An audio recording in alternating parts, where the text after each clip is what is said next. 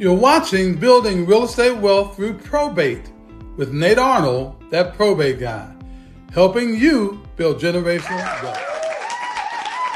Welcome back to another episode with that probate guy, Nate Arnold, and Happy New Year. Happy New Year, Robyn. It's great to be back. I look forward to a tremendous 2026. Yes, thumbs up to that, right? All of you that are watching. Yes. Yes. Well, we've got another exciting episode today, and we're going to be talking about how to find deals before they hit the market, before they hit the MLS. So I'm sure you're going to be sharing a lot of golden nuggets on this one. Yes, indeed. Yes, indeed. So the format is we're going to go talk to you a little bit about, Nate's going to share some education with you, and then we're going to answer some frequently asked questions toward the end. Yes.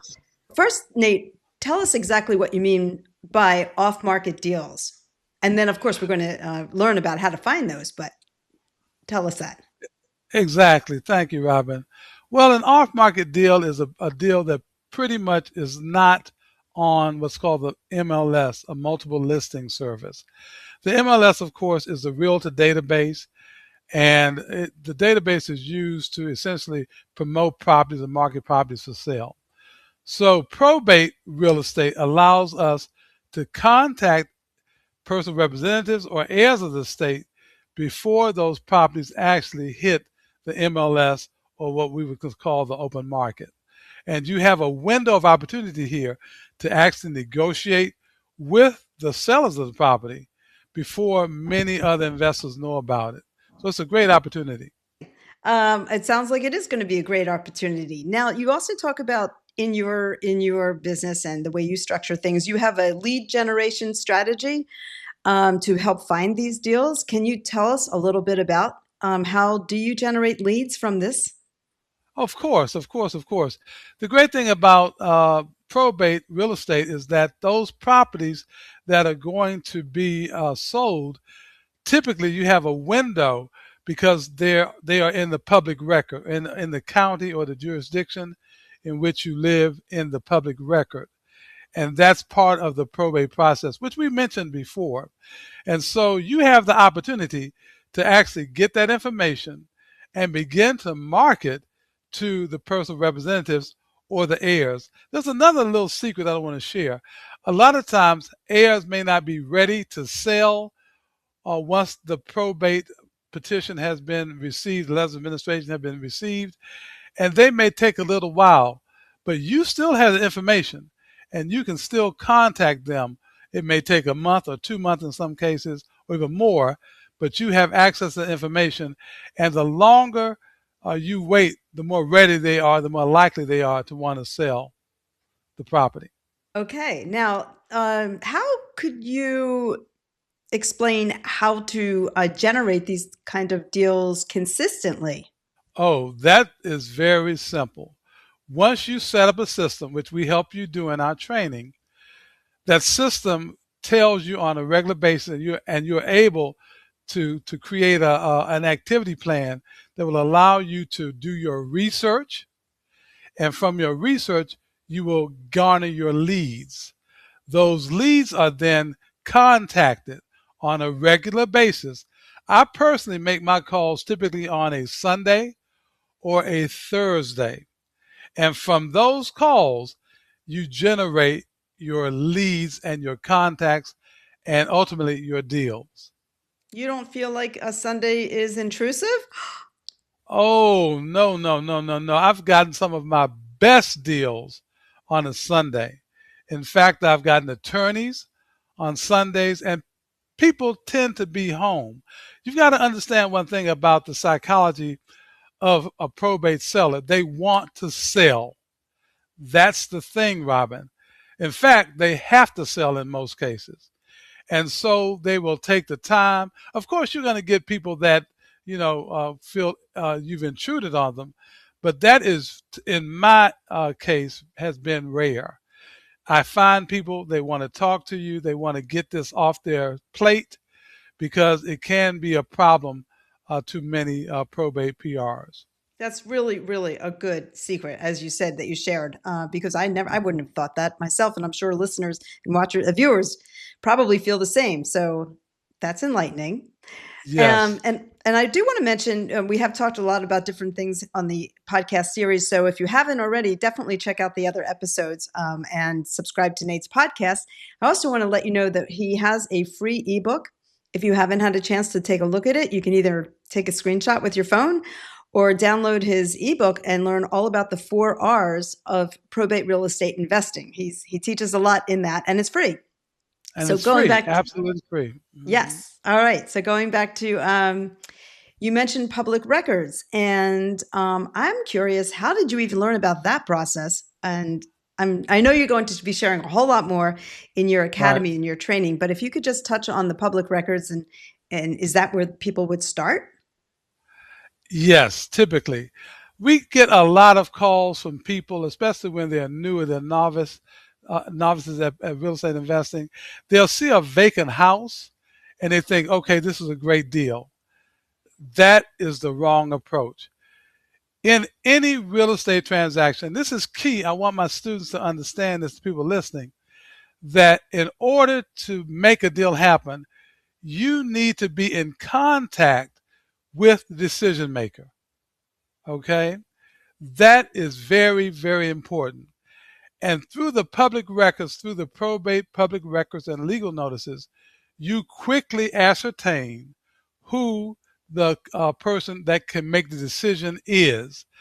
That's who you want to deal with. If you are dealing with anybody else, you are wasting your time. You need to talk to the person that can sign on the dotted line. That's a key aspect of probate real estate investing.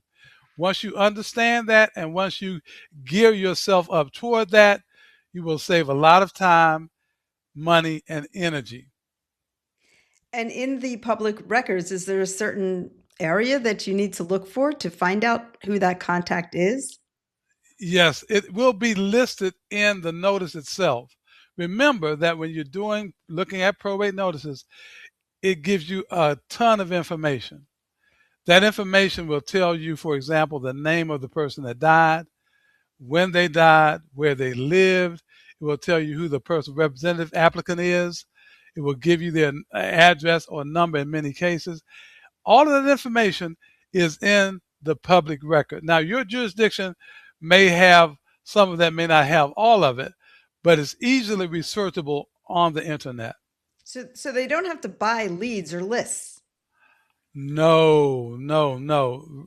Robyn, that's the great thing about probate. You can do your probate research with simply a phone and the internet, okay, and make your contacts with them. That's why I encourage people to take our training so we can teach people how to do that. A lot of people think they've got to pay all this money for leads. No, you don't.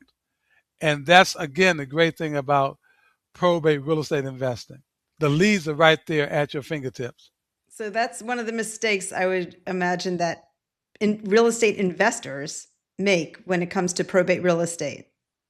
Yes, a lot of times they're buying expensive leads. And by the way, some of these lead sources can be very expensive. I'm talking about literally thousands of dollars when you can pull the same information off of the internet. And we train you how to do that. So that's worth the price of this podcast right there. Exactly, exactly. And if you like it, give them a thumbs up. Yeah, that's really good information. Okay.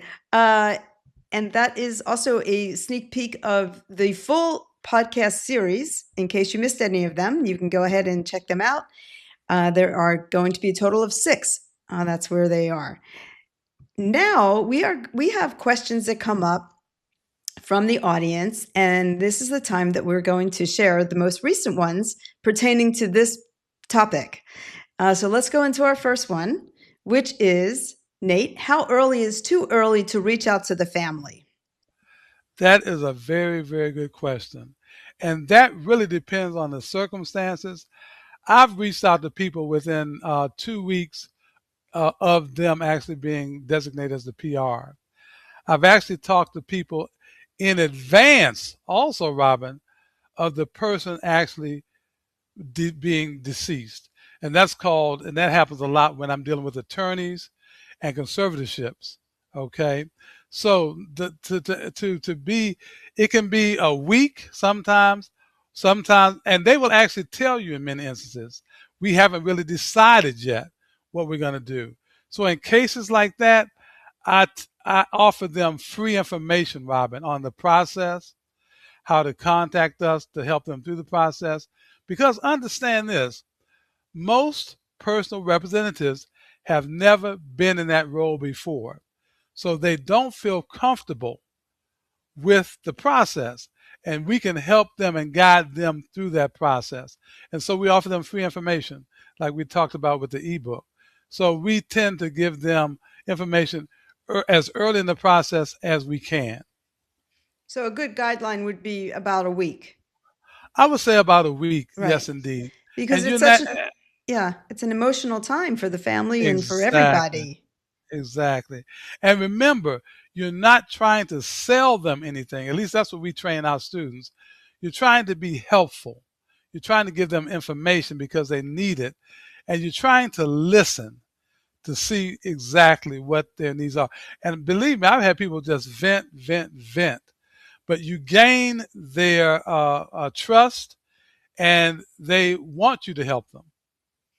Right. So coming from a mindset of helping first, not selling, but listening and helping. Exactly. Right. And we talk about the psychology, air psychology 101. That's on one of the podcasts too. I know you share a lot of great tips about how to Right. approach the family and the people involved in the process. Yes, we have. Yeah. Okay. Question number 2. What do you say to an executor who isn't sure if they even want to sell the property? That's another great question. Now, remember, you as an investor have a great knowledge of the real estate market that you are working in. The person that is the PR, most of them do not. So they are going to resources online, Robyn, such as Zillow or Redfin. Now, I always tell my clients that those sites are marketing sites. They're not really geared toward real estate sales. They always tend to inflate prices. Hmm. Now, if you have a probate property, remember that most of those properties need work. And so they are not going to sell for top dollar. The valuation models that Redfin and Zillow use are looking for properties that really don't need any work. Okay. So you have to be able to talk to your people, the PRs, and help them with things like what's called a CMA, which is a comparable market analysis, which gives them more actionable information about the marketability of a property that's not skewed to the high end.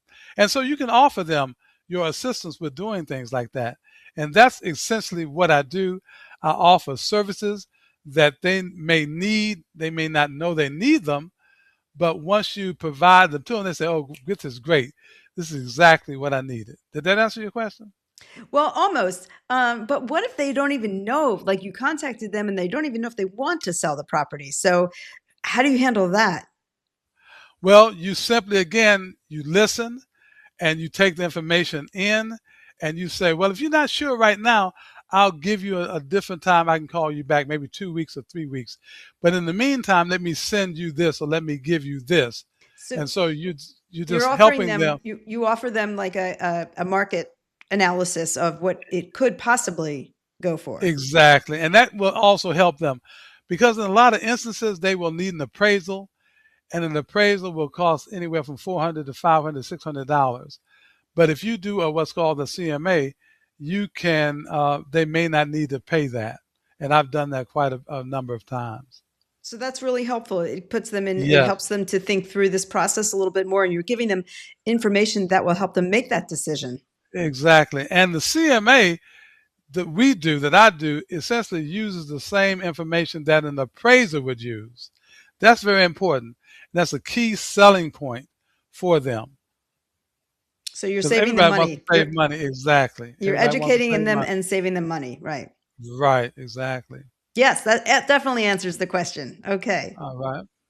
Now, do probate real estate deals really work in competitive markets? For instance, DC, Maryland. Unequivocally, yes.